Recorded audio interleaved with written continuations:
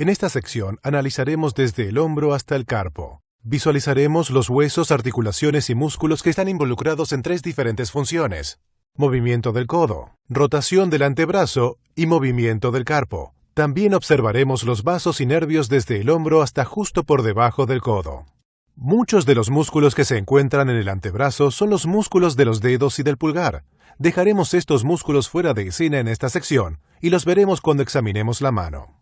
Es necesario definir los términos anatómicos medial y lateral, anterior y posterior. Cuando estos términos se emplean en el contexto del miembro superior, imaginamos la extremidad fija en la denominada posición anatómica. Es útil, pero por debajo del codo llamar algo medial y lateral puede volverse algo bastante confuso, porque todo puede rotar demasiado. Para orientarnos en el antebrazo y la mano, usamos términos más convenientes que se derivan de 2 funciones: flexión y extensión, y de los 2 huesos del antebrazo, la ulna y el radio.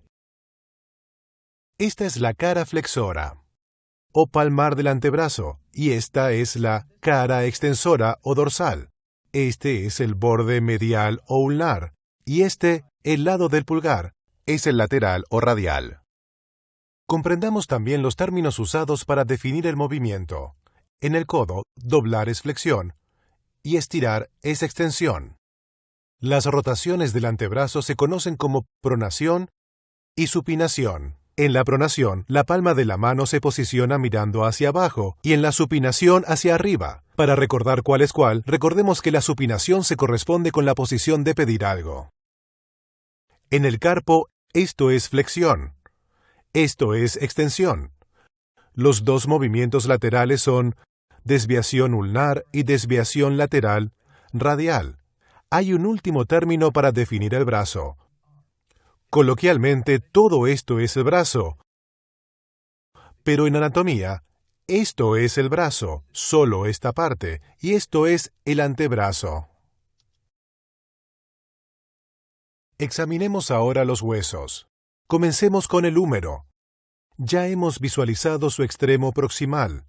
Observemos ahora su extremo distal. El húmero es aplanado de anterior a posterior, con una superficie articular complicada, y 2 grandes prominencias: el epicóndilo medial y el epicóndilo lateral. Estos proporcionan inserción a importantes músculos, como se verá más adelante. Por encima de cada cóndilo existe una cresta, la cresta supracondílea. Aquí puede verse la lateral. La superficie articular tiene 2 partes. La tróclea, con forma de polea, se articula con la ulna. La cabeza, de forma esférica, se articula con el radio. Conozcamos ahora la ulna y el radio. Este gran hueco en la parte de atrás del húmero, la fosa olecraniana, acomoda al olecranon de la ulna durante la extensión completa del codo. Examinemos ahora los 2 huesos del antebrazo, el radio y la ulna. Se diferencian en que la ulna es más grande en los extremos proximales y el radio es más grande distalmente. También se diferencian en que el radio rota. La ulna no. Ambos huesos se mantienen juntos mediante las articulaciones radioulnar proximal y distal. La rotación del antebrazo se da en ambas articulaciones. Los 2 huesos también se mantienen unidos en su longitud por la fuerte pero flexible membrana interósea, que evita que los 2 huesos se muevan longitudinalmente relacionados entre sí. Examinemos los extremos proximales del radio y de la ulna.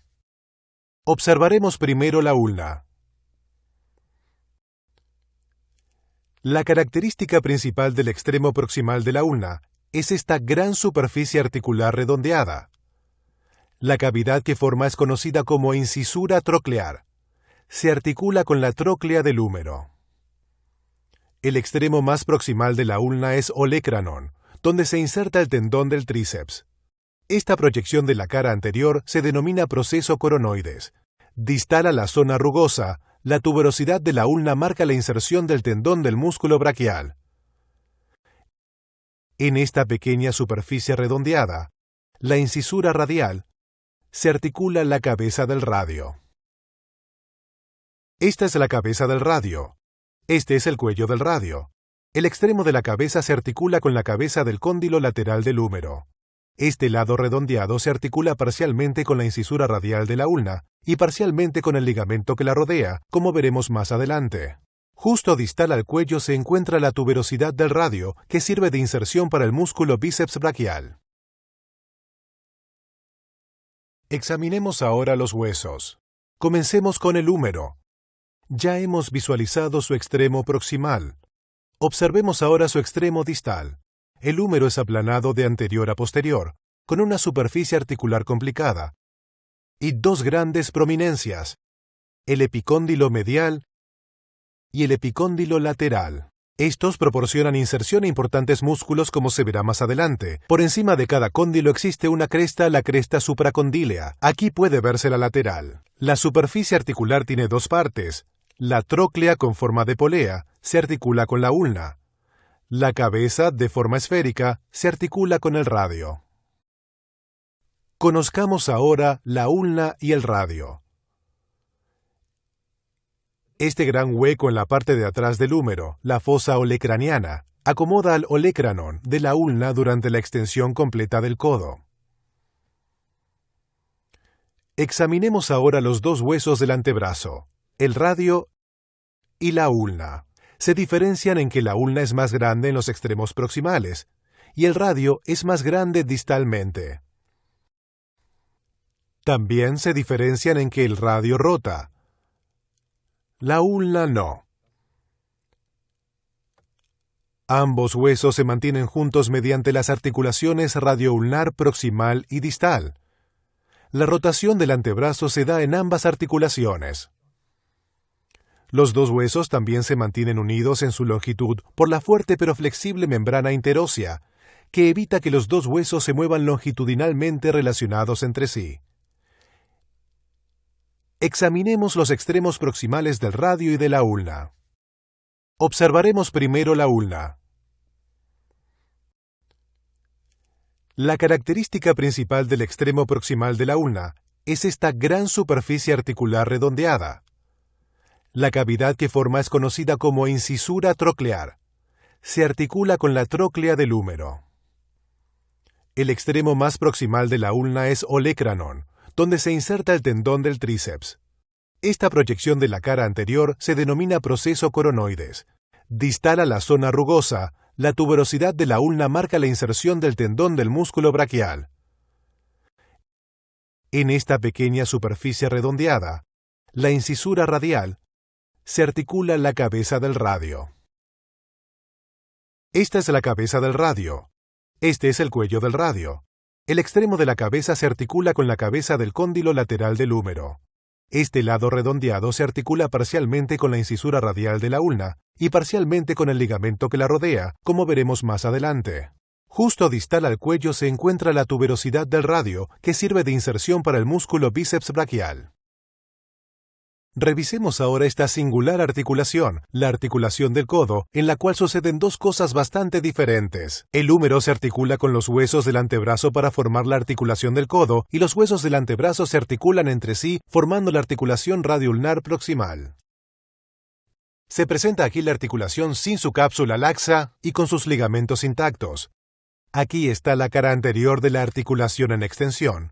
Y aquí está la cara posterior de la articulación flexionada. La importancia estructural a comprender es este destacado ligamento, que no solo mantiene unido el lado radial del codo, sino que también sostiene la móvil cabeza del radio en su lugar en contacto con la ulna. Tiene dos partes. Esta parte es el ligamento colateral lateral, radial. Esta parte es el ligamento anular. Se extraerá el húmero de la imagen durante un momento para poder apreciar la articulación radioulnar proximal. Se presenta ahora la incisura troclear de la ulna. Aquí está la cabeza del radio vista desde arriba. Y este es el ligamento anular que, junto con la incisura radial de la ulna, conforman una perfecta concavidad para que la cabeza del radio rote en ella. Aquí se aprecia el ligamento anular sin la cabeza del radio. Se une a los bordes de la incisura radial de la ulna.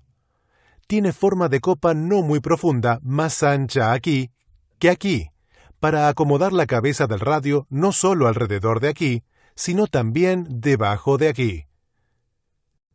Por lo tanto, aunque la cabeza radial rota libremente, se encuentra encerrada. Regresemos ahora a la articulación del codo intacta y examinemos cómo se mantiene unida por estos dos ligamentos colaterales. El radial tiene su origen en el epicóndilo lateral. Se abre en abanico y se continúa con el ligamento anular. Las dos partes de este complejo ligamento mantienen el húmero y la cabeza del radio perfectamente unidos. Lo que se observa aquí no es el extremo del ligamento, sino el extremo cortado del tendón de origen de un músculo, el supinador, que emerge del ligamento. Lo veremos en un momento. Aquí se observa el ligamento colateral ulnar. Emerge del epicóndilo medial y se abanica en triángulo. Está unido a la ulna a lo largo del lado medial de la incisura troclear. Para completar la imagen de la articulación del codo, se presenta ahora con su cápsula intacta. Es delgada y abolsada anteriormente y posteriormente para permitir un rango de movimiento completo. También aquí se muestra una envoltura de cápsula articular muy flexible entre el ligamento anular y el cuello del radio. La articulación del codo es estable, lo que significa que permanece unida por dos razones: por la fortaleza de los ligamentos, que ya hemos visto, y por la forma de los huesos. El húmero y la ulna se interrelacionan cercanamente y con profundidad. Sus superficies son redondeadas en dos planos, de anterior a posterior y de lado a lado. La articulación del codo y la articulación radioulnar proximal se consideran una sola articulación porque están contenidas en un espacio continuo. Por el contrario, las dos articulaciones que examinaremos a continuación, la radioulnar distal y la del carpo, están físicamente separadas a pesar de estar muy próximas entre ellas, por lo tanto, se estudiarán por separado. Para comprender la articulación radioulnar distal, deben revisarse los extremos distales del radio y de la ulna. La cabeza de la ulna tiene una superficie articular redondeada. Esta parte se articula con el radio. Y esta parte se articula con una estructura clave que veremos en un momento, el ligamento triangular. Este borde puntiagudo de la ulna se conoce como proceso estiloides del cúbito. El amplio extremo distal del radio tiene dos superficies articulares. Esta grande se articula con la fila proximal de los huesos del carpo para formar la articulación del carpo. Esta superficie menor se articula con la ulna. Esta punta es el proceso estiloides del radio. Aquí se encuentra la articulación radioulnar distal con su cápsula intacta. Y aquí sin la cápsula. Se presenta ahora la estructura que las mantiene juntas, el ligamento triangular, también conocido como disco articular. Se une al radio aquí y al proceso estiloides de la ulna aquí.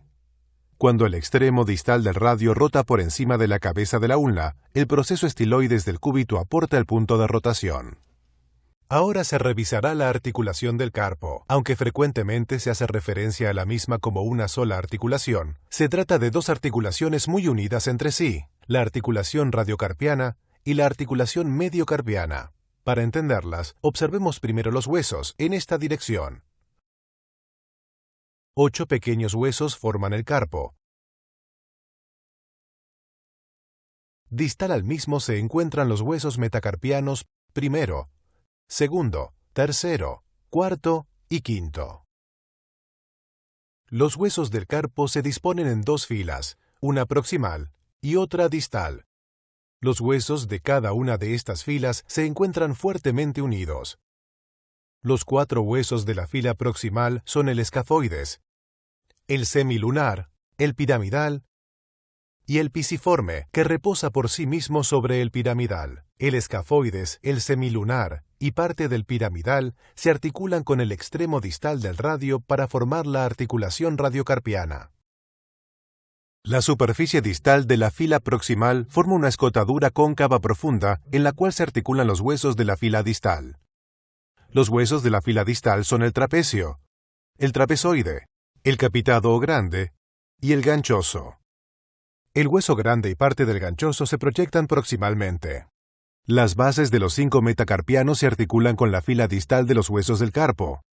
El primero, para el pulgar, se articula únicamente con el trapecio.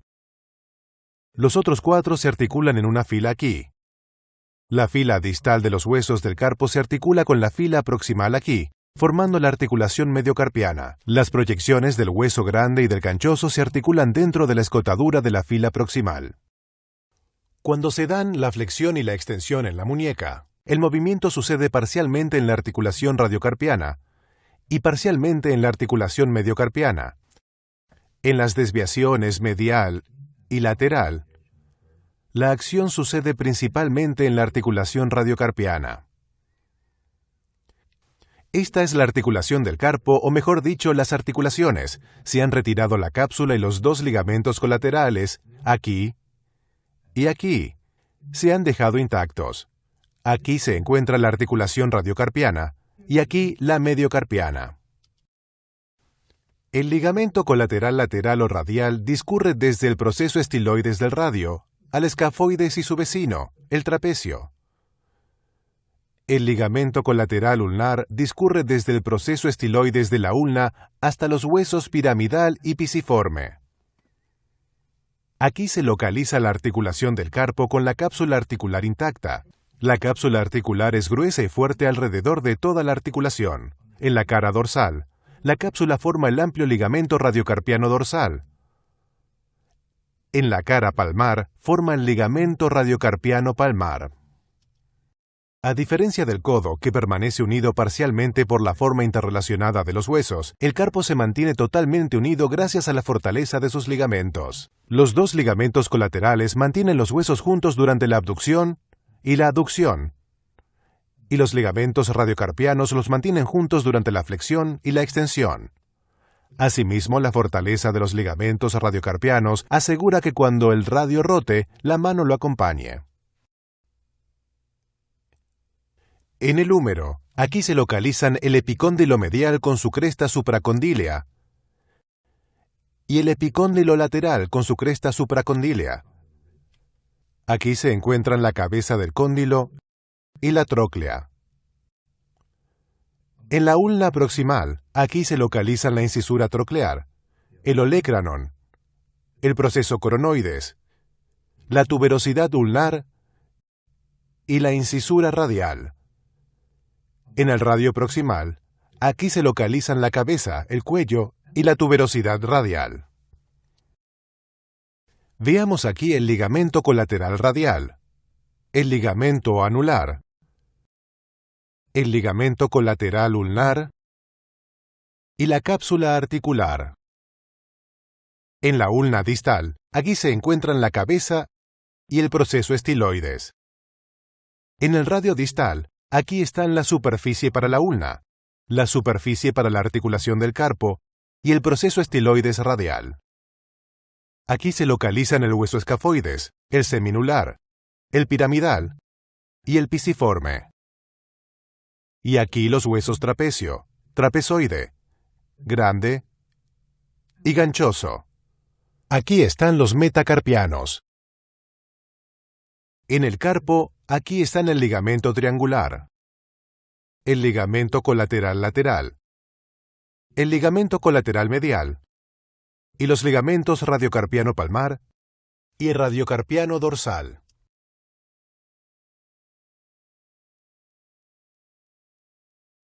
Observemos ahora los músculos. Los 3 grupos musculares para estudiar son los que flexionan y extienden el codo, los que pronan y supinan el antebrazo, y los que flexionan y extienden el carpo. Se examinará cada grupo de músculos por separado. Posteriormente, en esta misma sección, los veremos juntos. En primer lugar, examinemos los músculos que flexionan y extienden el codo. Hay 3 flexores y 1 extensor. Los 3 flexores son el braquial, el bíceps y el brachioradial. Aquí está el músculo braquial. Se origina en esta amplia área anterior del húmero. Se inserta aquí en la tuberosidad cubital. Su acción es flexionar el codo, tanto si el antebrazo se encuentra en pronación como si se encuentra en supinación. El músculo bíceps, cuyo nombre completo es bíceps braquial, se localiza frente al braquial. Es un músculo más complejo. Tiene dos cabezas o porciones, una larga y una corta. Para apreciarlo bien, se retira la mitad anterior del deltoides y el pectoral mayor. Se muestra aquí la cabeza o porción larga del bíceps, y aquí la corta. El tendón de origen de la cabeza corta surge con el de otro músculo, el coracobraquial. Su tendón común nace en el proceso coracoides. El tendón de la porción larga tiene un trayecto extraño. Asciende por el surco intertubercular y pasa por el interior de la articulación del hombro para llegar a su origen, el tubérculo supraglenoideo de la escápula. Las dos cabezas o porciones se unen para formar un solo vientre que distalmente se estrecha para formar este extraño tendón. La porción principal discurre hacia abajo entre el radio y la ulna y se inserta en la tuberosidad del radio. En su extremo lateral, el tendón se abre en abanico. Se muestra aquí en el antebrazo intacto dentro de una vaina delgada de fascia, la aponeurosis bicipital, que luego se continúa con la fascia profunda que rodea el antebrazo. La aponeurosis proporciona al bíceps una inserción indirecta en la ulna. El bíceps flexiona el codo. Lo hace con mayor eficiencia cuando el antebrazo se encuentra en pronación, porque allí está totalmente estirado para comenzar su acción. También puede ser un potente supinador del antebrazo, como se verá más adelante. El último de los tres flexores de codo es el braquiorradial. Se origina en la diáfisis del húmero, justo por debajo de la tuberosidad radial. Se inserta abajo, aquí, distalmente en el radio. El braquiorradial es un eficiente flexor del codo, tanto si el brazo se encuentra en pronación como si se encuentra en supinación. A la acción de los flexores se opone solamente un músculo extensor, el tríceps braquial. Está formado por tres cabezas o porciones, una larga, una lateral y una medial o profunda. La cabeza larga se origina, como se estudió en la última sección, en el tubérculo infraglenoideo de la escápula. La cabeza lateral se origina en la porción proximal de la cara posterior del húmero. La cabeza medial tiene su origen en el borde medial del surco oblicuo del húmero. Como veremos más adelante, el nervio radial discurre muy próximo al húmero entre las cabezas lateral y medial del tríceps braquial. Las tres cabezas del tríceps braquial se unen para formar este tendón macizo, que se inserta aquí en el olecranon. La contracción del tríceps braquial extiende el codo. Para completar este tema es necesario mencionar este pequeño músculo, el anconio. Su trayecto abarca desde el epicóndilo lateral hasta la cara lateral proximal de la ulna. El anconio es un débil extensor del codo. Ahora revisaremos los músculos que producen pronación y supinación. Hay dos para cada uno. De los dos músculos pronadores, el más grande y más proximal es el pronador redondo. Junto con otros varios músculos, se origina en el epicóndilo medial. Además, tiene una pequeña cabeza profunda que se origina en el proceso coronoides de la ulna. Aquí se localiza la porción profunda del pronador redondo. El nervio mediano pasa entre las dos cabezas del pronador redondo cuando emerge de la fosa del codo y penetra en la cara anterior del antebrazo.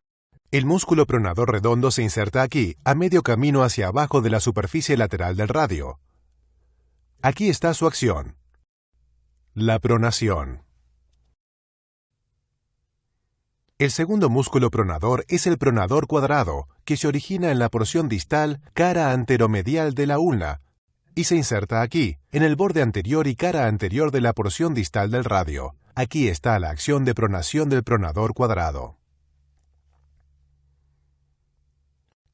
Observemos ahora los dos músculos que producen la supinación. El que aún no se ha estudiado se denomina simplemente supinador. Aquí se muestra. Nace en el epicóndilo lateral, el ligamento anular y la cresta de la ulna, la cresta del supinador. Se inserta en el radio a lo largo de una línea que termina justo por encima de la inserción del pronador redondo. El ramo profundo del nervio radial discurre a través del supinador, penetra aquí y emerge aquí, por debajo. Aquí está la acción del supinador. una buena pareja para el pronador redondo. Ya conocemos el otro músculo supinador. Se trata del bíceps braquial. La inserción de este músculo en la tuberosidad del radio le proporciona la suficiente potencia como para rotar el radio, especialmente cuando el codo está flexionado. Cuando el bíceps braquial trabaja como supinador, su acción flexora es contrarrestada por la acción simultánea del tríceps braquial. Debido a la vigorosa contribución del bíceps, la supinación es una acción más poderosa que la pronación. Observemos ahora los músculos que producen movimiento en el carpo. Hay 3 flexores y 3 extensores. Examinaremos primero los flexores más importantes, el flexor radial del carpo y el flexor ulnar del carpo. Ambos tienen su origen en el epicóndilo medial, donde comparten un tendón macizo de origen, el tendón flexor común de los dedos, con otros 2 músculos flexores. Además, el flexor ulnar del carpo tiene una gran cabeza ulnar, que tiene su origen en este borde posterior de la ulna. Como se verá posteriormente, el nervio ulnar cuando pasa del codo al antebrazo se sitúa entre las 2 cabezas del flexor ulnar del carpo. Los 2 músculos flexores del carpo se separan para llegar a los lados lateral y medial del carpo. El flexor radial del carpo pasa a través de un túnel ligamentoso profundo y termina insertándose en la base del segundo metacarpiano. El flexor ulnar del carpo se inserta en el hueso pisiforme y en el gancho del hueso ganchoso. Del pisiforme, la tracción del flexor ulnar del carpo es transmitida al hueso ganchoso y a la base del quinto metacarpiano mediante 2 fuertes ligamentos, el pisiganchoso y el pisimetacarpiano. Cuando los 2 flexores del carpo actúan simultáneamente, producen flexión del carpo. Cuando actúan separadamente, los flexores ulnar y radial contribuyen a la aducción y a la abducción, respectivamente. Situado entre estos 2 principales flexores del carpo está el tercero muy pequeño, el palmar largo. Se origina también en el epicóndilo medial, como los otros 2.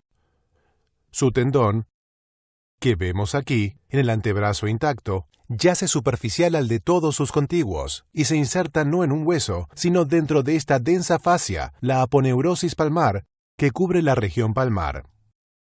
A través de esta inserción en tejido blando, el palmar largo asiste en la flexión del carpo. Frecuentemente está ausente porque es inconstante. Ahora vayamos a la parte posterior del antebrazo y examinemos los extensores del carpo. Se muestran aquí el extensor largo radial del carpo, el corto y el extensor ulnar del carpo. El braquiorradial, que va de aquí hasta aquí, se ha retirado en esta disección. El músculo extensor radial largo del carpo se origina en la cresta epicondílea lateral, justo por debajo del braquiorradial.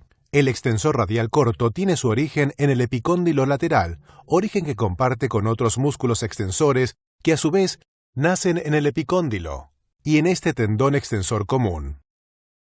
El extensor ulnar del carpo tiene su origen en el epicóndilo lateral y también tiene una cabeza ulnar que se origina en este borde de la ulna, lo mismo que sucede con el flexor ulnar del carpo. Cuando los tendones extensores cruzan el dorso del carpo, pasan por debajo de esta estructura, el retináculo de los extensores, que actúa como una polea. Los extensores radial largo y corto se insertan en las bases del segundo y tercer metacarpianos, y el extensor ulnar en la base del quinto metacarpiano. Cuando los extensores del carpo actúan conjuntamente, extienden el carpo. Esta es parte importante de la acción que hacemos cuando tratamos de asir un objeto.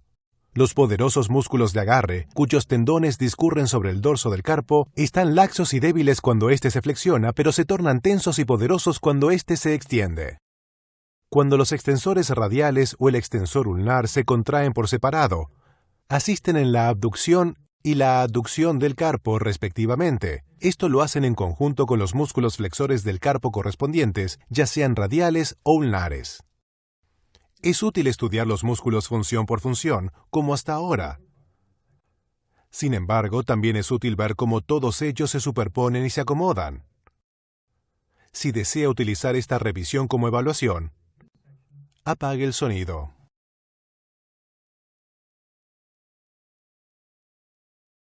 Revisaremos una disección que incluye todos los músculos del brazo observados hasta ahora, así como del antebrazo y de la región colindante del hombro. Se muestra aquí el músculo bíceps braquial, con sus dos porciones cubiertas por los músculos deltoides y pectoral mayor. Esta es la porción corta del bíceps braquial que discurre cercana y lateral al músculo coracobraquial. Superior y posteriormente al bíceps braquial y al coracobraquial se encuentra el dorsal ancho. Aquí se muestra el braquial anterior hacia su inserción en la ulna, y este es el bíceps braquial en su trayecto hacia el radio. Aquí se localiza el pronador redondo, cruzando por encima desde el epicóndilo medio hacia el radio. También con origen en el epicóndilo medial, aquí se localizan el flexor radial del carpo, el palmar largo y el flexor ulnar del carpo. Este es el músculo pronador cuadrado, el más profundo de todos. Se revisará ahora el grupo posterior del brazo. Aquí se encuentra el músculo tríceps, con su porción larga saliendo del hombro y cubierto por el músculo deltoides. Estos son los músculos redondo mayor y otra vez aquí dorsal ancho, ambos localizados por delante del tríceps braquial. Este es el músculo tríceps braquial dirigiendo su tendón de inserción al olecranon. Aquí se localiza el braquio radial, dirigiéndose hacia su inserción en el radio, aquí. Se observan aquí los músculos extensor radial del carpo, el corto, y el extensor ulnar del carpo. Profundo a todos los músculos que comparten el tendón extensor común, se encuentra el supinador. Llegados a este punto, la visión general del antebrazo se ha completado en algunas de sus funciones, aunque está incompleta en otras. Por ahora lo dejaremos aquí. Volveremos al antebrazo en la próxima sección para poder examinar los importantes músculos que aún no hemos estudiado, los músculos largos de los dedos y del pulgar.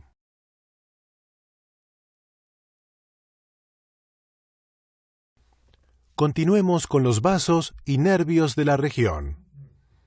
Iniciaremos con el hombro hasta la parte proximal del antebrazo. Examinaremos primero las venas. Muchas venas superficiales que drenan la mano y el antebrazo se unen justo inferiores a la fosa del codo para dar lugar a dos grandes venas, la basílica y la cefálica. La vena cefálica permanece a nivel superficial en su ascenso al brazo por encima del bíceps braquial y asciende hasta llegar al surco deltopectoral formado por los músculos deltoides y pectoral mayor. La gran vena que cruza anterior al codo es la vena antebraquial. Cruza desde la cefálica hasta la vena basílica. Después la vena basílica asciende a la cara medial del brazo para drenar en la vena braquial, que hace parte de un par. Las dos venas braquiales se unen en su recorrido hacia la parte superior del brazo. Aquí se unen para convertirse en una vena braquial. El nombre de esta vena cambia al llegar al hueco axilar, donde se convierte en vena axilar. Para poder describirla en el hueco axilar, retiraremos el pectoral mayor. Aquí está la vena axilar, medial al nervio mediano y a la arteria axilar, y con el paquete vasculonervioso colocándose inferior al músculo pectoral menor. Ahora observemos la arteria y los nervios principales del brazo. Para simplificar la imagen, las venas que corren paralelas a las arterias han sido retiradas desde aquí. Esta es la arteria principal. La arteria axilar emerge por debajo del pectoral menor, rodeada de nervios muy importantes. Cuando llega al brazo, su nombre cambia. Desde aquí hacia abajo es la arteria braquial. Aquí, justo al lado del dorsal ancho, da origen a una gran rama, la arteria braquial profunda, que discurre hacia atrás profunda al tríceps. A su lado discurre el nervio radial, que veremos en un minuto. La arteria braquial se desplaza inferiormente en relación medial del brazo a lo largo del músculo bíceps braquial. El nervio mediano pasa por encima de la arteria. La arteria braquial discurre por debajo de la aponeurosis bicipital, que se retirará. A lo largo del tendón del bíceps braquial se bifurca en las dos arterias principales del antebrazo, radial y ulnar. La arteria radial permanece bastante superficial. discurre inferiormente al antebrazo entre el pronador redondo y el brachiorradial. La arteria ulnar tiene un curso más profundo, penetra inferiormente a lo largo del tendón del braquial y discurre profunda al músculo pronador redondo. Esto es todo por ahora con respecto a las arterias. Continuaremos con su descripción en la próxima sección. Regresemos hacia arriba y observemos los nervios. 4 nervios rodean la arteria axilar en su salida desde debajo del pectoral menor. Músculo cutáneo, mediano, ulnar y radial. Los examinaremos en ese orden. El nervio músculo cutáneo inerva 3 músculos en el brazo. El primero de ellos es un flexor del hombro, el coracobraquial. El nervio músculo cutáneo perfora el coracobraquial y emerge por aquí, profundo al bíceps braquial. Se desplaza inferiormente entre el bíceps braquial y el braquial anterior, inervando también a ambos músculos. Emerge por aquí y se convierte en el nervio cutáneo lateral del antebrazo una vez termina su recorrido en el brazo. Los nervios mediano y ulnar se desplazan inferiormente al antebrazo y no proporcionan inervación. Los nervios mediano y cubital comienzan muy unidos, se separan a nivel del codo. El nervio mediano permanece cerca a la arteria braquial, cruzando al frente de ella. En el codo se sitúa medial a la arteria. Continúa inferiormente entre el tendón del bíceps braquial y del pronador redondo y pasa entre las 2 cabezas del pronador redondo al entrar al antebrazo. El nervio ulnar se inclina hacia atrás a nivel de la porción distal del brazo, discurre hacia abajo medial al tendón del tríceps braquial y por detrás del epicóndilo medial. Voltea en una esquina aguda alrededor de la parte inferior del epicóndilo medial, donde existe un túnel fibroso para el mismo. Pasa entre las 2 cabezas del músculo flexor ulnar del carpo al entrar al antebrazo. Una vez alcanzan la parte inferior del codo, los nervios mediano y ulnar se tornan responsables de la inervación de todos los músculos flexores y pronadores del antebrazo. De los músculos que hemos revisado hasta ahora, el nervio mediano inerva 4, el pronador redondo, el flexor radial del carpo, el palmar largo y el pronador cuadrado. El nervio ulnar inerva uno de los músculos que hemos examinado hasta ahora, el flexor ulnar del carpo. Finalmente, examinemos el nervio radial. Tiene un largo curso oblicuo, desde aquí, circularmente hasta aquí. Justo aquí arriba, el nervio radial se sitúa posteriormente al resto de vasos y nervios. Justo por debajo del dorsal ancho, retrocede entre las porciones larga y medial del tríceps. Para seguir su curso, es necesario retroceder y encontrar el mismo sitio atrás. Aquí se encuentra la porción larga del tríceps braquial. Aquí la porción medial. Y aquí el nervio radial. Para observar hacia dónde continúa, se retira la porción larga del tríceps. Al pasar alrededor del húmero, se sitúa directamente sobre el hueso. Discurre entre las porciones medial y larga del tríceps. Luego pasa por debajo de la porción lateral para salir por aquí, todavía pegado al hueso, por encima del brachiorradial. Cubierto por el brachiorradial, llega al epicóndilo lateral, donde se divide en un ramo profundo o motor y otro superficial o ramo sensitivo.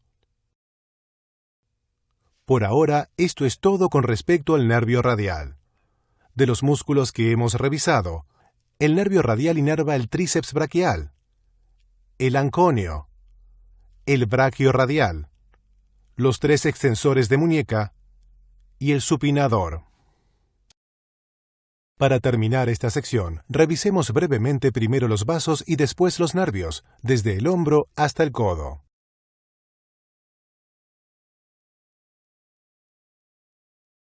Aquí se localizan la vena cefálica, la vena basílica, la vena anteulnar, la vena braquial y la vena axilar. Aquí se encuentran la arteria axilar, la arteria braquial y la arteria braquial profunda. En el codo, la arteria radial y la arteria ulnar. Ahora es turno de los nervios. Se observan aquí el nervio musculocutáneo, el nervio mediano, el nervio ulnar y el nervio radial, con su ramo superficial y su ramo profundo. Así llegamos al final de esta sección. En la próxima sección continuaremos con una parte muy importante del miembro superior, la mano.